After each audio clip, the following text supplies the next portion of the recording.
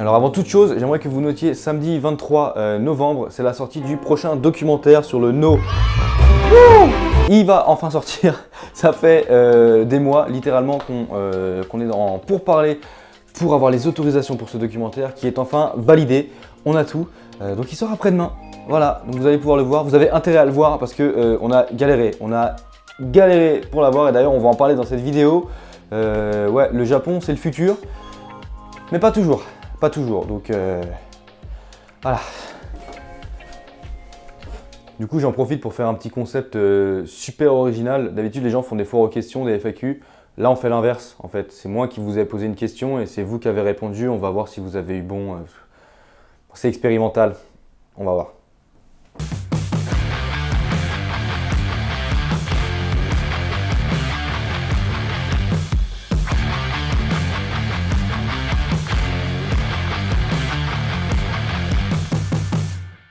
Alors première chose à faire déjà, c'est d'enlever les lunettes, sinon il va y avoir un reflet terrible sur les verres et vous n'allez pas voir mes yeux et c'est très désagréable.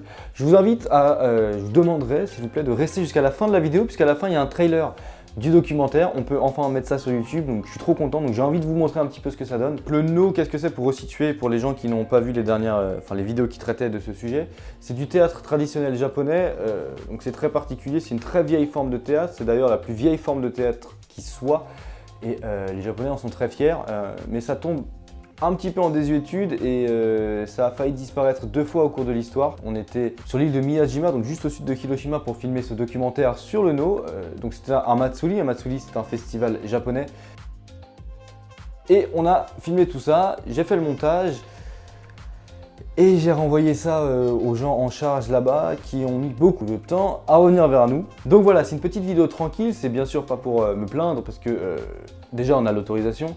Et de deux, j'ai juste trouvé la situation un peu cocasse. On vous a demandé sur Instagram avec Georgette pourquoi est-ce que ça a été si long, qu'est-ce que vous en pensiez.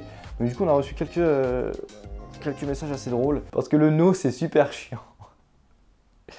Alors non, le No c'est pas super chiant, c'est vrai que c'est une forme d'art très complexe et toute la beauté de la chose c'est dans les détails. Donc déjà quand on ne parle pas japonais c'est compliqué de comprendre ce qui se passe sur scène parce qu'effectivement c'est très lent. Il y a quelques passages où ça s'excite un petit peu mais dans l'ensemble voilà, ça bouge pas trop. Donc pour le comprendre il faut avoir le script, il faut savoir ce qui se passe.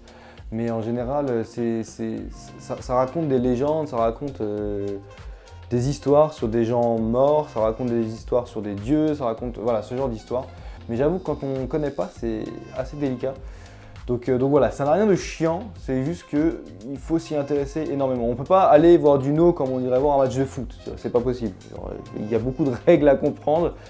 Et voilà, donc c'est pas chiant, c'est compliqué. Les pigeons voyageurs, ça vous a plu aussi. Les pigeons voyageurs, on nous a dit plusieurs fois qu'on nous a envoyé un pigeon voyageur, notamment qui a dû faire une escale à Dubaï. Ça, on sent les gens qui prennent Emirates, hein. On sent les gens low cost qui ne peuvent pas aller directement à destination sur les longs courriers. C'est surtout pour traduire que ça a été long. Alors pour les traductions, là je vais pouvoir me la raconter un petit peu. Pour les traductions des documentaires, c'est moi qui m'en charge en fait. Les sous-titres, c'est moi qui m'en occupe. Donc effectivement, ça prend du temps. Ça me prend en général 2 jours à faire ça. Donc je fais tout un script. Après je traduis le script et après je l'adapte à la vidéo en fonction. Donc voilà, ça prend pas mal de temps, c'est vrai, mais là pour le coup, pour ce documentaire, je leur avais envoyé sans traduction, vu que tout était en japonais, pour qu'ils puissent le regarder et me donner leur avis. Et c'est là que ça a coincé, c'est à ce moment-là, parce que du coup, en fait, il fallait que l'acteur de No que vous allez voir donne son avis et son autorisation. Donc lui, il a donné son autorisation très vite, mais il a dit qu'il nous fallait l'autorisation de tout le monde. Donc ça, c'était plus compliqué à avoir. Ensuite, on est plus haut dans l'île et il y a un rituel où des moines font marcher des fidèles sur des cendres incandescentes pour chasser le mauvais œil. Voilà, donc ça c'est un rituel. Et vu que je l'ai filmé et que c'est dans le documentaire, il fallait aussi leur autorisation. Le pire du pire, c'est le bureau de Itsukushima, en fait, le bureau du tourisme de Itsukushima qui n'utilise pas Internet. Donc il leur fallait un DVD. Quand on dit que le Japon est dans le futur, oui et non du coup, hein, vraiment. Au bout de 3 semaines, je me suis dit c'est long pour analyser une vidéo de 15 minutes. Et quand Chloé les a appelés, ils ont eu du mal à comprendre de quoi il s'agissait et ils nous ont dit qu'ils l'avaient juste pas regardé. En fait, le DVD était sur un bureau depuis 3 semaines et ils ne le regardaient pas. Donc voilà, on a essayé d'accélérer un petit peu les choses en toute politesse et de leur dire s'il vous plaît quand même. Ils ne pouvaient pas regarder la vidéo que vous leur avez envoyée, effectivement. C'est pas qu'ils pouvaient pas la regarder, c'est qu'ils ne voulaient pas la regarder en fait. Ils ne l'ont juste pas regardée. Réclamation d'un des participants. Eh bien non, on n'a eu aucun retour des participants. Mais bon, ça c'est bien terminé, donc ça va. Il y a deux trucs qui les ont dérangés. Il y a un passage en drone qui n'est pas le mien. Je l'ai chopé sur internet en royalty free, donc c'est du footage gratuit qu'on peut utiliser. Mais c'est pas mon footage de drone. Et un passage, je vais vous le montrer. Voilà, sur ce passage-là, en fait, ils sont pas d'accord parce qu'il y a des gens, vous voyez, assis sur le ponton qui ont les jambes ballantes là au-dessus de l'eau. Et ça, c'est interdit. En fait, vous n'avez pas le droit de vous asseoir là dans le sanctuaire. Donc, s'il vous plaît, si vous voyez ma vidéo et que vous allez à Itsukushima, ne vous asseyez pas là. Il faut encore que je le change et que je le réexporte pour le remettre sur YouTube. Voilà. Mais à part ça, tout va bien en fait.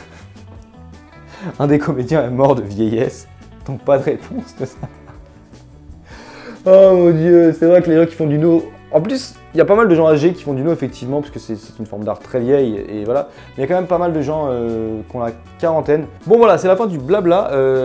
J'avais très envie de vous expliquer le pourquoi du comment, pourquoi ça a mis autant de temps en toute honnêteté. Donc voilà, c'est juste que les gens n'utilisaient pas internet, donc il a fallu leur envoyer un DVD qu'ils ont mis beaucoup de temps à regarder parce qu'ils avaient sûrement d'autres choses à faire. Quoi qu'il en soit, ça sort, ça arrive là dans 2 jours. J'ai trop hâte de vous le montrer parce qu'il est beau ce documentaire, il est super élégant et il est trop intéressant. Donc voilà, je vous mets un petit trailer avant de partir. Moi je vous dis à la prochaine, prenez soin de vous comme d'habitude. À très bientôt, ciao, peace.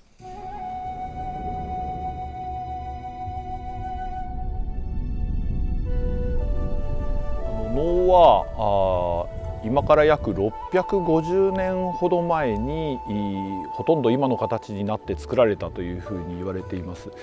この650年という歴史は世界の演劇の中でも最も長い演劇としては長い歴史を持っているというふうに言われていま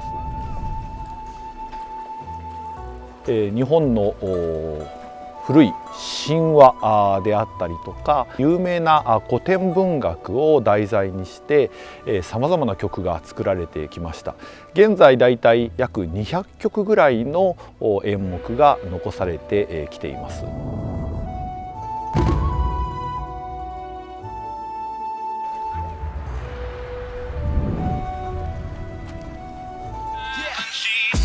Sunshine when she's gone, so I'm rapping on the microphone. Without music, boy, I'm all alone, working hard late.